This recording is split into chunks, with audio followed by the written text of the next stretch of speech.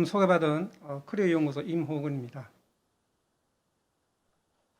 먼저 오늘 제가 말씀드릴 내용은 공공기관 현황, 그 다음에 공공기관의 취업 현황, 공공기관의 채용의 특징에 대해서 한번 살펴보겠습니다. 이어서 채용 프로세스별로 어떻게 이루어지는지 그 특성들 이런 것들을 다시 한번 더 살펴보도록 하고, 마지막으로 공공기관에서 선호하는 인력, 이 부분은 우리 그 두 개의 기관에서 나와 계신데, 그냥 제가 공공기관 면접위원으로 참여하면서 느꼈던 이런 부분을 중심으로 해서 말씀을 드리도록 하겠습니다. 먼저 공공기관은 중앙정부 공공기관이 있고 지방정부 공공기관 이렇게 크게 두 가지로 나눠집니다. 그래서 중앙정부 공공기관은 올해 350개, 작년보다 10개가 늘었습니다. 그 다음에 현재 작년 말 기준으로 종사하는 인원은 약 한 40만 명 정도 수준이 됩니다. 우리나라 지금 대기업 집단이 64개 집단이 있고, 거기에 기업 개수로 보면 약 한 2280개 정도가 되고, 거기에 종사하는 인원이 한 210만 명 정도 됩니다.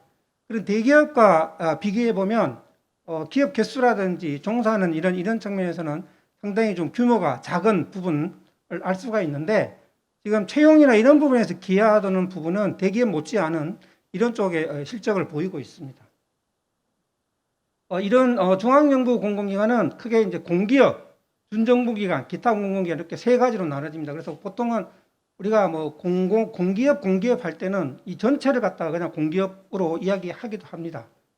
그래서 뭐 이런 분류는 앞에서 말씀드렸기 때문에 그냥 생략하기로 하고, 지자체 공공기관이 중앙정부 공공기보다 많은 405개입니다. 근데 종사하는 인원은 한 6만 2천 명으로 그렇게 많지는 않습니다. 직접 경영하는 기업이 254개사 한 12,000명인데 대부분 상하수도, 공연개발 이런 쪽에 사업을 하고 있어서 채용과는 조금은 좀 거리가 있는 부분이고, 간접 경영하는 공사, 공단 이런 부분들이 151개사가 있고 한 5만 명 정도가 근무하는데, 실제 이런 부분들이 서울교통공사 대표적인 게 이런 것들, 이런 부분에서는 채용에 상당히 좀 기여를 하고 있습니다. 그리고 지자체가 출연한 기업도 742개, 세종문화회관 이런 것들도 서울시가 출자한 이런 쪽에 있어서 이런 기업들도 742개나 되는데, 이런 부분들도 채용 시장에서 많은 규모는 아니지만 계속해서 공고가 나오고 있는 이런 부분의 모습을 보이고 있습니다.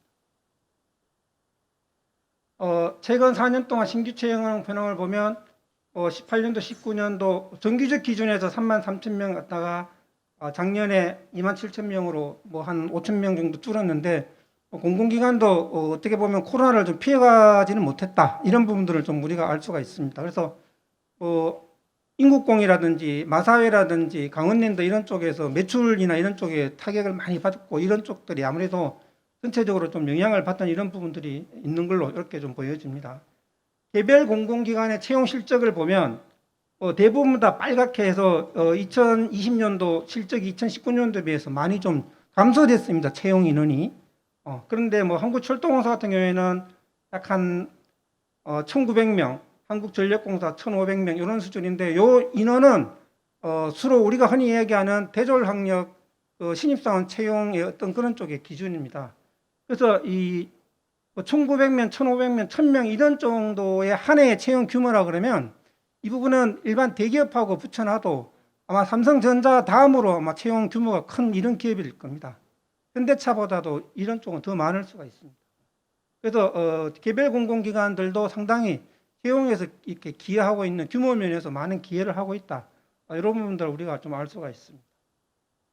그 다음에 최근 5년간 공공기관 채용 계획, 이거는 공공기관 채용 박람회에서 나온 숫자를 이야기하는 건데, 올해 작년에 2만 5천 명 뽑겠다 했는데 올해 2만 6천 명으로 작년보다 약 한 뭐 900명 정도 더 뽑겠다. 이 부분은 이제 어떤 정부의 일자리 정책에 대한 의지 이런 부분들이 많이 포함이 되어 있습니다. 근데 실제 이제 그 세부적인 내용을 보면 작년이나 재작년도 같은 경우에는 채용 계획이 미정이거나 자료가 없는 기업이 23개, 36개 이런 정도밖에 안 되는데, 올해 지금 채용 박람회에 나온 그 내용을 보면 이게 그 230개 기업이 채용 미정 자료가 없는 이렇게 나오고 있습니다. 그래서 아직은 공공기관 같은 경우에도 채용 계획이라든지 이런 부분들이 좀 미정됐거나 불확실하거나 이런 부분들이 좀 많아서 이 부분이 올해 공공기관의 채용에 상당한 좀 어떤 변수로 작용할지는 조금 더 우리가 지켜봐야 될 부분인 것 같습니다.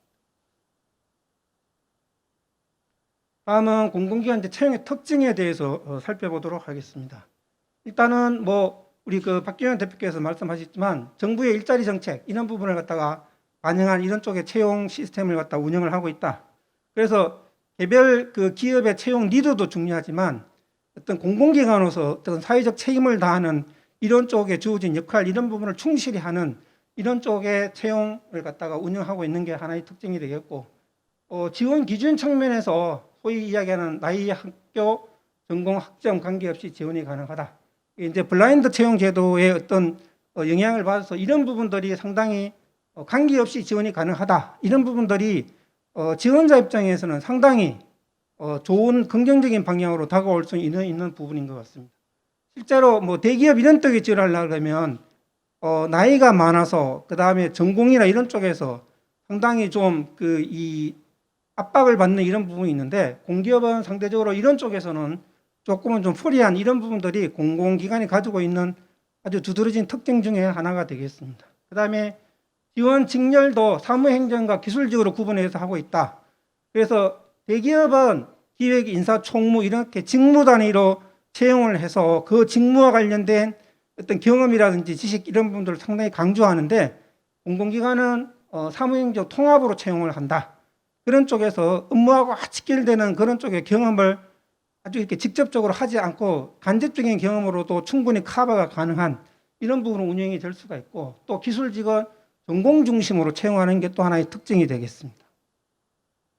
그다음에 직무 수행 능력 중심으로 채용을 하고 있다. 이거는 이제 NCS 기반으로 설계된 직무 체계에서 직무 수행에 필요한 능력, 직업 기초 능력, 직무 수행 능력을 갖다 평가 기준으로 활용해서 인재를 선발한다. 그래서 서류 전형이라든지 필기 전형, 면접 전형 이런 쪽에서 직업 기초 능력과 직무 수행 능력 이걸 갖다가 계속 어느 정도 보유했는지 이런 부분을 보면서 평가하는 이런 쪽으로 운영이 되고 있습니다. 그래서 직업 기초 능력은 10가지, 그야말로 일하는 데 필요한 가장 기본적인 능력 이걸 갖추었느냐 이런 부분을 보는 거고, 또 하나의 편에서는 직무 수행 능력, 소위 말하는 전공에 대해서 시험을 보는 이런 부분이 되겠습니다. 그래서 사무행정 쪽에 지원한다 그러면 경영, 경제, 법, 행정 이런 거 관련해서 기본적인 지식 이런 부분을 갖다가 시험을 볼 수도 있고, 기술직 같은 경우에는 건축이라든지 토목, 전기, 전자 이런 쪽에서 해당 전공 분야 기사 시험 문제 수준으로 이런 부분들을 보고 있는 것들이 직무 수행 능력 중심의 채용의 어떤 기저가 되는 이런 부분으로 운영이 되고 있습니다. 다음은 채용의 공정성. 이건 가장 좀 이 부각되는 이런 부분입니다. 그래서 채용 전 과정이 투명하고 공정하게 진행되도록 굉장히 많은 노력을 하고 있다. 그래서 채용 계획, 과정, 결과 이런 부분들이 잡 알리어를 통해서 다 오픈되고 있다. 이런 부분이 특징이 되겠고, 그다음에 채용 비리 건절을 위해서 어떤 제도가 운영되고 있다. 우리 여기 국민권익위에서 매년 채용 실태 전수조사를 합니다. 그런 쪽에서 그래서 어떤 쪽에 공정하게 이루어졌는지 이런 부분을 갖다가 확인하는 이런 부분에 있어서 투명 공정하게 진행되기 위해서 굉장히 노력을 많이 한다. 이런 부분들이 가장 큰 특징이 하나가 되겠습니다.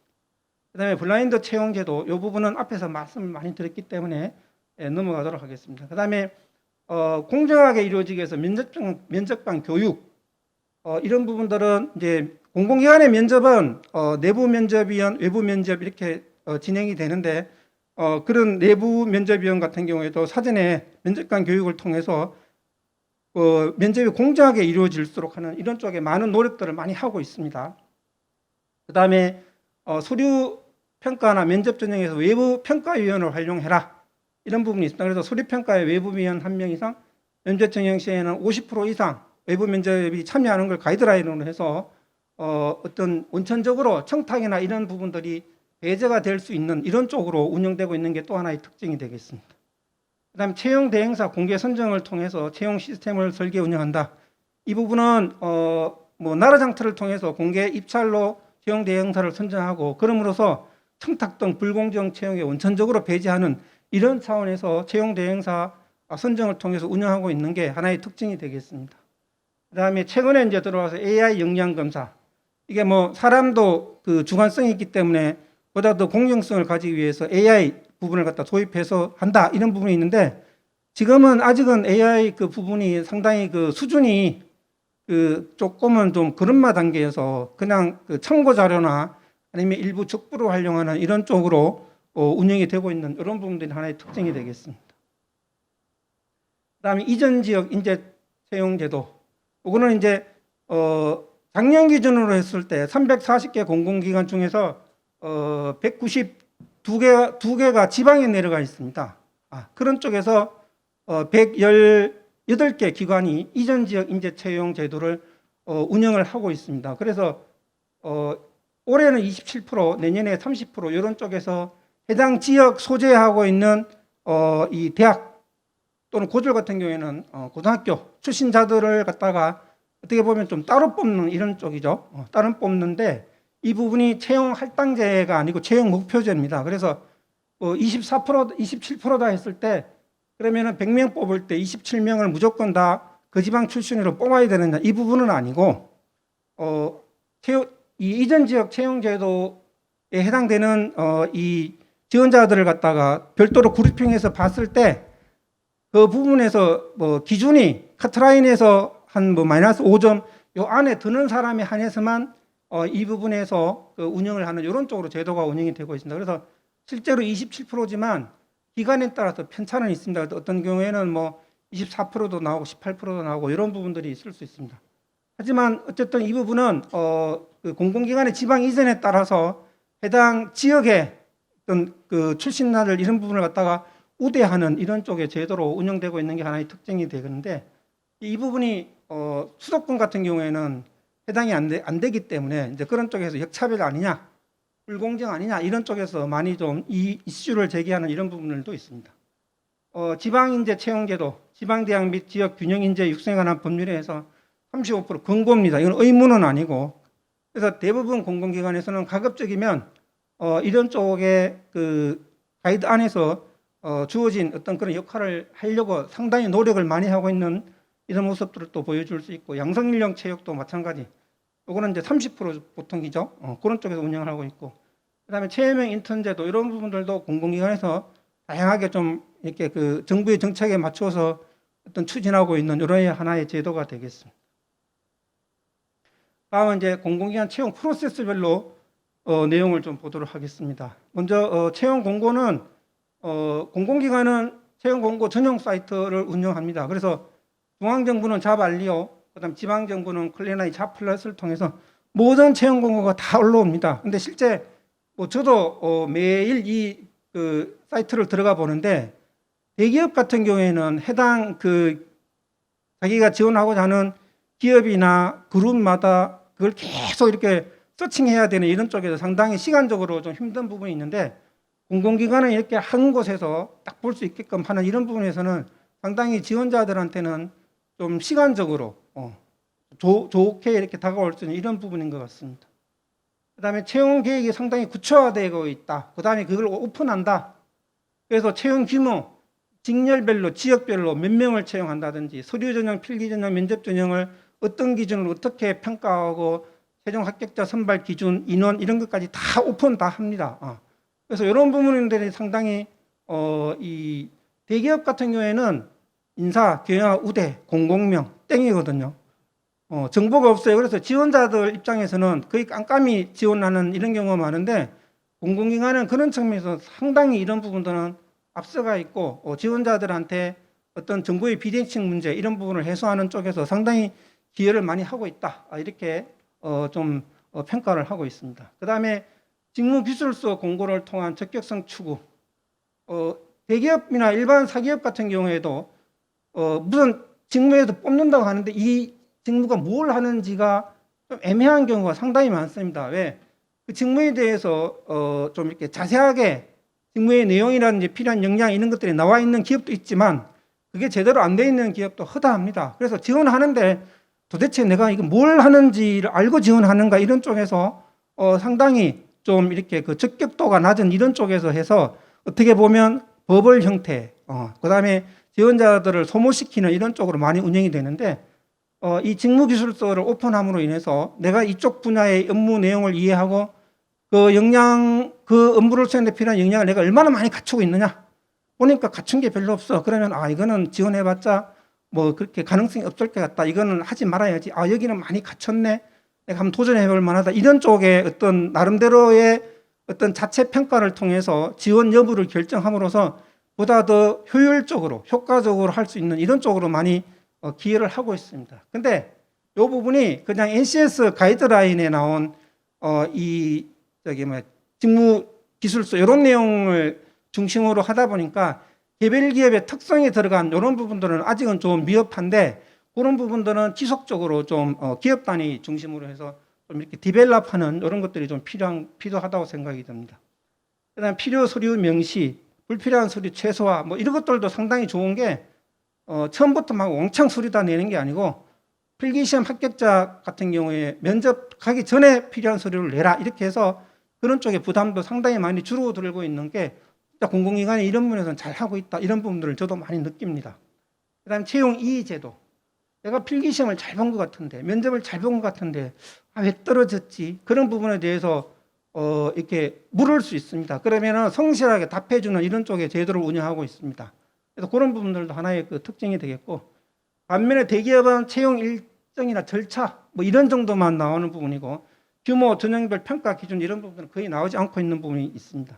직무기술서도 뭐 잘 돼 있는 기업도 있지만 또 그렇지 않은 기업도 많다. 이런 부분들이 좀 구별되는 내용들이 되겠습니다. 서류 전형에서 입사 지원서의 직무와 관련성 높은 사항만 기재한다. 그래서 블라인드 제도를 적용하죠. 그래서 교육상, 경력상, 경험, 자격증, 외국어 이런 부분들이 가능합니다. 그래서 근데 이것도 어떤 의미를 가지고 있느냐? 대기업은 뭐 인사, 재무 가고 싶어. 그러면 경영학, 경영학 이렇게 하거든요. 그러면 이미 그 학교 입학할 때, 대학교 입학할 때 전공으로 이미 결정이 다 돼버립니다. 내가 영문과가 나왔는데 내가 인사에 관심이 있어서 인사 과목 15개 들었어요. 근데 나는 경영학이야. 인사에 관심이 없어. 나는 마케팅에 관심이 있어. 그래서 인사는 전공 필수 2과목밖에 안 들었어요. 근데 인사에 가면 경영학, 우대 이렇게 나옵니다. 대기업은.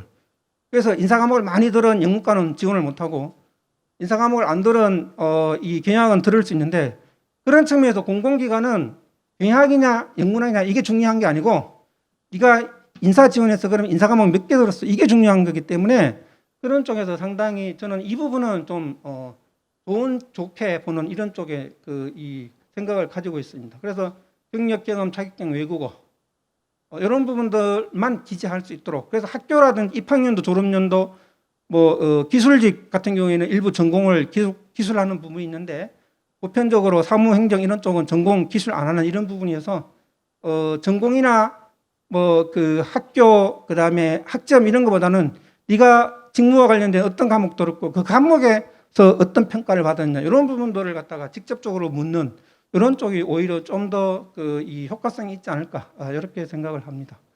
그다음에 조직 및 직무 적합도 관점의 자기소개서 그래서 조직 적합성, 직무 적합성, 그다음에 직업 기초 능력 이런 쪽을 해서 자기소개서 항목이 구성이 되고 있다. 근데 대기업하고 또 하나의 특징은 자기소개서 항목이 매번 바뀌는 그런 쪽의 공공기관이 상당히 많습니다. 대기업은 상대적으로 뭐 10년이 가도 안 바뀌는 이런 쪽의 그 기업도 있는데 공공기관의 자기소개서 항목은 굉장히 변화가 많다. 이런 부분들이 또 하나의 특징이 되겠고요. 그다음에 다양한 서류 전형 평가 기준. 어떤 기관은 서류 전형을 안 한다거나 아니면은 서류 전형 적격 여부만 심사해서 대부분 지원자가 필기시험을 기회를 주는 이렇게 운영하는 회사도 있고 반면에 교육, 자격증, 경력, 경험, 자기소개서 이런 걸 평가해서 제한적 인원만 서류 전형을 통과시켜서 필기시험에 보는 이런 회사도 있습니다. 그래서 어떤 쪽은 무제한으로 필기시험에 기회를 주는 반면에 어떤 쪽은 7배수, 10배수로 제한해서 필기시험에 기회를 주는 이런 부분들도 있습니다. 근데 그런 부분들이 다 장단점이 있는 것 같아요. 뭐 이게 맞다 틀리다 이렇게 이야기하기는 어려울 것 같습니다. 그런 부분들은. 근데 같은 공공기관이라도 서류 전형의 어떤 그 통과 배수라든지 이런 부분을 갖다가 상당히 다양하게 운영하고 있는 거 이런 부분들이 또 하나의 특징이 되겠습니다. 대기업은 학교 전공, 학점, 입학연도, 졸업연도 이런 게 기재하고 있고 기업마다 다양한 형태의 자기소개서, 서류 진행 평가 어떻게 하는지 지원자들은 알 수가 없는 이런 부분들이 되겠습니다. 필기 전형은 기본적으로 인성 및 조직 직무 적합도 평가하는데 직업 기초 능력을 모든 공공기관에서 다 시험을 봅니다.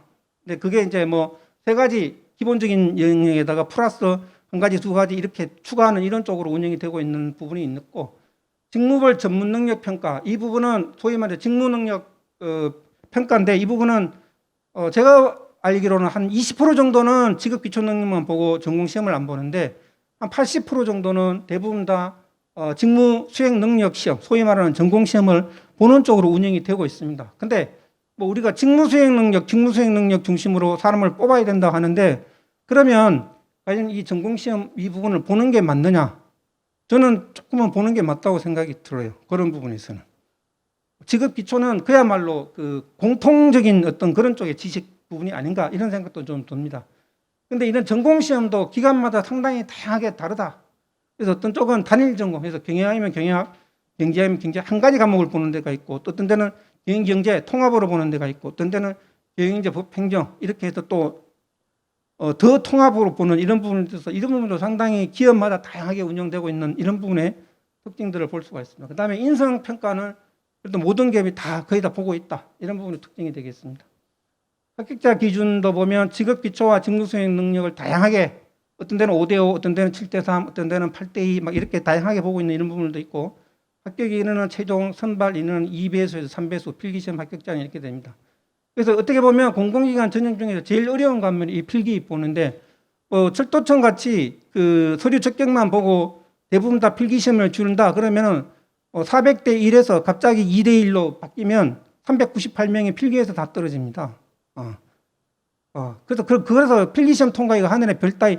그래서 필기가 어렵다 하는데, 그러면 10배수로 잘라서 2배수 통과시키는 게 맞는 건지, 아니면은 100배수에서 2배수 통과시키는 게 맞는 건지 답은 없다고 봅니다. 그거는 이제 그 기업에서 어떠한 인사 철학, 경영 철학 이런 걸 가지고 가느냐 이런 거에 따라서 그 기업의 어떤 자율적으로 그런 부분들은 운영되는 부분이 아닌가. 그렇지만 어쨌든 공공기관의 성패는 전체적인 과정 중에서 필기에 달려 있다. 그래서 지원자들한테는 필기시험 공부를 아주 빡세게 해야 된다. 이런 쪽으로 많이 가이드를 하고 있는 게 현재의 특징이 되겠습니다. 면접 전형은 대부분 다 2차로 나눠지는데, 보통 1차가 직무와 관련된 주제로 토론이나 면접 보는 게 가장 좀 일반적으로 많이 활용하고 있는 이런 쪽의 그 기법이 되겠고, 2차는 인성 역량 중심의 종합 면접, 여기에 이제 경험 면접, 상황 면접 이런 부분들이 들어가 있습니다. 그래서 보면 면접은 대기업하고 공공기관하고 크게 다르지 않게 운영하는 게 일반적인 특징인 것 같습니다. 그다음에 공정성, 객관성을 고려한 면접 전형이 진행되고 있는데, 면접에서 블라인드 면접이 철저하게 지켜지고 있다. 그래서 면접장에 가서 대기 장소에 가서도 블라인드 면접에 대한 주의를 주고, 또 실제 이제 뭐 면접장에 들어갔으면 또 거기에서 블라인드 관련해서 또 주의를 주는 이런 부분에서 블라인드 이 면접 관련된 내용들은 철저하게 지켜지고 있다. 그다음에 외부 면접위원 활용하고 있는 뭐 이런 부분들도 있고요.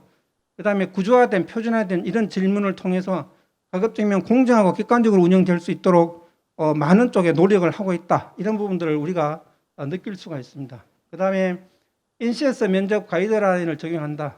해마다 채용 대행사가 좀 이렇게 바뀌죠. 제가 그 회사에 있을 때는 작년에 해보니까 이런 부분은 좋았고 이런 부분들은 좀 미흡했다 그랬을 때, 야 올해는 그 부분을 좀 보완해서 이렇게 하자. 그러면 해마다 그 이 면접 그게 수준이 업그레이드가 됩니다.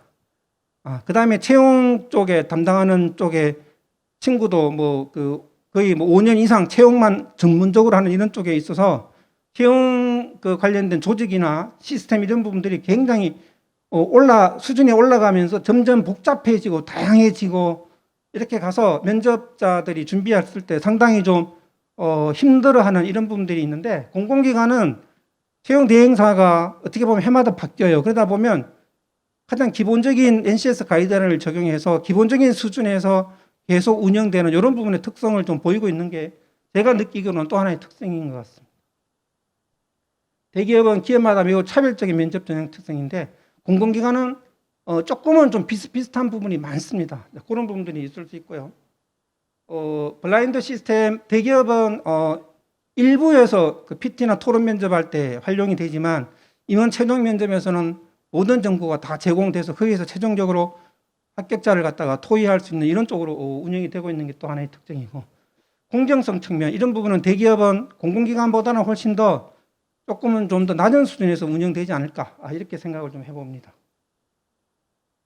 마지막으로 공공기관의 어떤 사업 내용이나 이제 업무 수행 방식을 봤을 때 선호하는 인재는 일단은 주어진 역할을 책임감을 바탕으로 성실하게 수행하는 인재, 이런 쪽의 인재를 상당히 좋아하는 것 같습니다. 그래서 그 대기업은 돈 벌지 않으면 회사가 망하기 때문에 막 혁신적이고 뭔가 새롭고 아이디어 나오고 막 이런 걸 요구하는 반면에 공공기관은 상대적으로 조금은 좀 혁신적인 것보다는 보수적인 이런 쪽의 기업 문화에서 겸손한 자랑, 그리고 그다음에 태도 이런 부분들도 상당히 좀 중요시 여기는 이런 부분들이 있고, 그다음에 법 규정 매뉴얼에 기반해서 업무가 수행되므로 원칙을 준수하는 인재, 이런 부분들을 상당히 좀 그런 부분을 많이 좀 반영을 하는 것 같습니다. 그다음에 직업 윤리가 철저한 사람, 윤리 경영, 부패, 척결, 청렴 이런 쪽에서 많이 강조를 하고 있고, 그다음에 고객이 국민이고 중소기업 이런 분을 있을 때 또 고객을 중시하는 사람, 그다음에 수익성보다는 공익성, 공공성을 중시하는 사람, 이런 쪽의 마인드를 가진 사람을 선호하는 이런 쪽의 모습들을